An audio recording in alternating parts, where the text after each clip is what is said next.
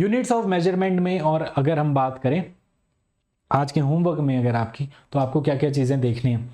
Horizontal distance होता है आपके पास वर्टिकल डिस्टेंस होता है, एंगल होता है आपके पास हॉरिजॉन्टल और वर्टिकल एंगल। अब इन सबको कैसे देखते हैं? हॉरिजॉन्टल डिस्टेंस आप जानते ही हैं, सिंपल सा क्या होता है हॉरिजॉन्टल डिस्टेंस, दो पॉइंट्स के बीच में हॉरिजॉन्टल प्लेन में आप बात कर रहे हैं बिल्कुल, तो उसमें आपको लोकेट करना है।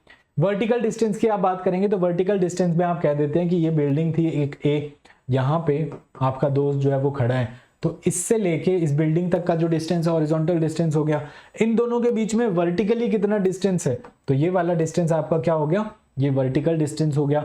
हॉरिजॉन्टल एंगल की अगर आप बात करेंगे तो हॉरिजॉन्टल एंगल के केस में आप क्या कहते हैं, जैसे आप ऐसे हॉरिजॉन्टल प्लेन में आप अपने हाथ कर लीजिए, दोनों हाथों के बीच में एंगल आपका बन रहा है, वो क्या हो जाएगा, हॉरिजॉन्टल एंगल हो जाएगा। या फिर आप ऐसे कह लीजिए कि यहाँ पे एक और बिल्डिंग थी, तो आपने इस बिल्डिंग को देखा, इस बिल्डिंग से इस बिल्डिंग के बीच में यहाँ पे हॉरिजॉन्टल प्लेन के अंदर जो एंगल बन रहा है वो क्या हो गया, हॉरिजॉन्टल एंगल।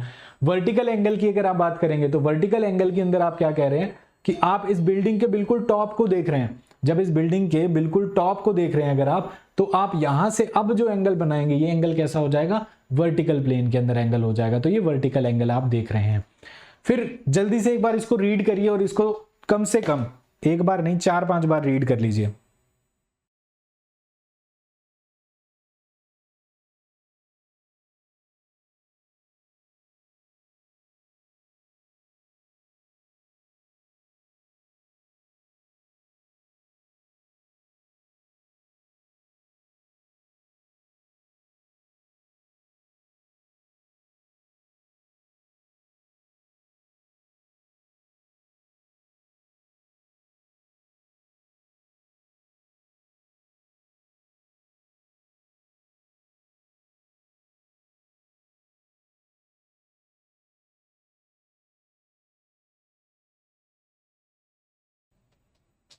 देखिए आप सभी जानते हैं कि एक फुट के अंदर अगर मल्टीपल होता है तो फीट बोलते हैं, एक फुट के अंदर 12 इंचेस होते हैं यहाँ पर, या फिर आप अगर इन जनरल बोलते हैं तो लगभग 30 सेंटीमीटर के आसपास होते हैं।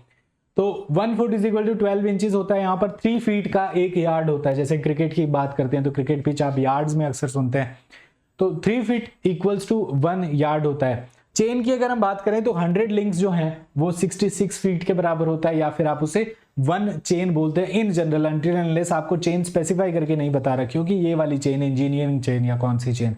तो आप अभी के लिए अगर बात करें तो 100 links is equal to 66 feet equals to 1 chain आप याद रखेंगे। 10 चेन जो हैं वो 1 फरलॉन्ग के बराबर होते हैं और 8 फरलॉन्ग 1 माइल के बराबर, 1852 मीटर्स जो है वो 1 नॉटिकल माइल्स। अब आपको कितना याद रखना है इसको अगर आप बात करें तो सिंपल जेईई एग्जाम्स के अंदर भी ये पूछा जा सकता है, और प्रीवियस ईयर ईएससी के अंदर इससे रिलेटेड क्वेश्चन जो है वो पूछा गया है। इसीलिए मैंने आपको यहाँ पर सारा डेटा जो है, ये सर्वेइंग की लैंग्वेज में हम बात कर रहे हैं यहाँ पर कि ये टर्म्स यूज होती हैं, इसीलिए आपको ये पता होना चाहिए।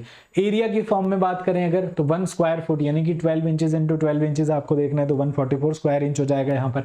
100 स्क्वायर मीटर का 1 आर होता है यहाँ पर। कई बार एग्जाम में आपसे ये पूछ सकता है, एरिया जो मेंशन होगा आपको वो ARE की फॉर्म में मेंशन हो सकता है, तो बस इतना याद रखना है 100 square metre equals to 1 are होता है। कई बार ये हमें कंफ्यूज कर सकता है, हेक्टेयर हमने सुना है, एकर्स हमने सुना है, लेकिन हमने आर नहीं सुना, तो 100 square metre equals to 1 are होता है, ये आपको याद रखना है। 1 एकड़ equals to 1 are equals to 0.0247 acres, या फिर 1 एकड़ 10 स्क्वायर चेन्स के बराबर होता है। 1 स्क्वायर माइल किसके बराबर होगा, 640 एकर्स के बराबर होता है। वॉल्यूम की यूनिट की बात करें गैलन या क्यूबिक यार्ड, ये थोड़ा सा अलग है।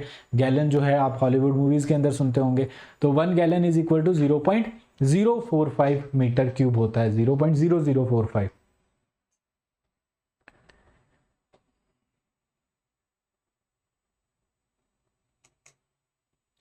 क्लियर। एंगल की बात करें तो एंगल की यूनिट जो है अब बिल्कुल बेसिक है, बिल्कुल स्क्रैच है, तो इसीलिए थोड़ा जल्दी समझ रहे हैं इनको। हम एंगल की बात करें तो कोई भी दो लाइंस जो हैं उनके बीच में बताता है, या फिर दो लाइन जो आपस में इंटरसेक्ट हो रही हैं इनके बीच में एंगल जो है वो डिफाइन करते हैं हम यहाँ पर। अब एंगल की बात करें तो एक रेडियन की डेफिनेशन आ जाती है यहाँ पर। तो रेडियन क्या होता है, अगर मैं बात करूं इस सर्किल की, तो आप ऐसे लिखते हैं ना बचपन में कि angle equals to arc upon radius, आप ये कहते हैं angle equals to arc upon radius. तो अगर आप ये कह देते हैं कि ये जो आर्क का डिस्टेंस भी अगर इस रेडियस के बराबर हो जाए, एंगल की या एक रेडियन क्या होता है, 1 रेडियन की डेफिनेशन हम बता रहे हैं। जैसे हम कहते हैं ना डेंसिटी, तो हम कहेंगे कि 1 किलोग्राम पर मीटर क्यूब क्या होता है, 1 मीटर क्यूब का जो मास है अगर वो 1 kg रखते हैं हम तो वो 1 किलोग्राम पर मीटर क्यूब डेंसिटी हो जाती है। तो वैसे डिफाइन करने की कोशिश कर रहे हैं कि अगर रेडियस के बराबर ही डिस्टेंस ले लें हम यहाँ पर आर्क का, आर डिस्टेंस ये ले लें, तो आपने क्या कहा कि r बाय आर यानी कि 1, तो इसे कहेंगे कि ये 1 रेडियन है।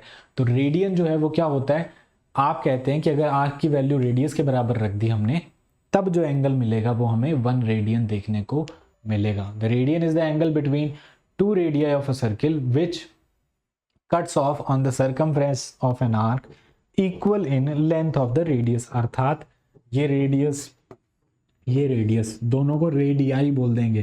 तो ये दो रेडियाई के बीच में एंगल कितना है, अगर ये भी आर है तो ये भी आर, ये भी आर, ये भी आर, तब जो एंगल बन के आता है वो एंगल क्या कहलाता है, 1 रेडियन कहलाता है। 3 सिस्टम होते हैं हमारे पास एंगुलर मेजरमेंट को रिप्रेजेंट करने के लिए। एक सेक्साडेसिमल सिस्टम है हमारे पास जिसमें हम कह देते हैं कि एक पूरी सरकमफ्रेंस, एक पूरी परिधि, ऐसे पूरी सरकमफ्रेंस की बात करेंगे तो मतलब क्या हो गया, 360 डिग्री हो गया यहाँ पर, मतलब आपके पास 360 डिग्रीज ऑफ आर्क, या जो आर्क बनी वो पूरी 360 डिग्री पे गई। यहाँ पर 1 डिग्री जो है उसको आप 60 मिनट्स ऑफ आर्क बोल देते हैं, 1 मिनट को 60 सेकेंड्स ऑफ आर्क आप बोल देते हैं। फिर उसके बाद आता है आपके पास सेंटेसिमल सिस्टम। 1 सरकमफ्रेंस को हम 400 ग्रेड्स की फॉर्म में, ये हमारे इंडियन स्टैंडर्ड्स में यूज़ नहीं होता है, बस हम बता रहे हैं कि हाँ ये भी एक सिस्टम होता है। 1 ग्रेड जो है वो 100 सेंटीग्रेड के बराबर होता है और उसके अंदर 1 सेंटीग्रेड जो है वो 100 सेंटीग्रेड के बराबर होता है। तो ये याद रखने की ज़रूरत नहीं है। आर सिस्टम की अगर हम बात करें तो आर सिस्टम के अंदर पूरी एक सरकमफ्रेंस जो ऐसे इस तरीके से, जैसे क्लॉक के अंदर अगर हम बात करें तो वैसे अगर हम रिप्रेजेंट कर रहे हैं इसको, तो 1 सरकमफ्रेंस हम यहाँ पर 12 आवर से रिप्रेजेंट कर, 24 आवर से रिप्रेजेंट करते हैं। फिर 1 आवर 60 मिनट्स और फिर उसके बाद 1 मिनट जो है वो आ जाता है आपका 60 सेकेंड्स ऑफ टाइम के अकॉर्डिंग।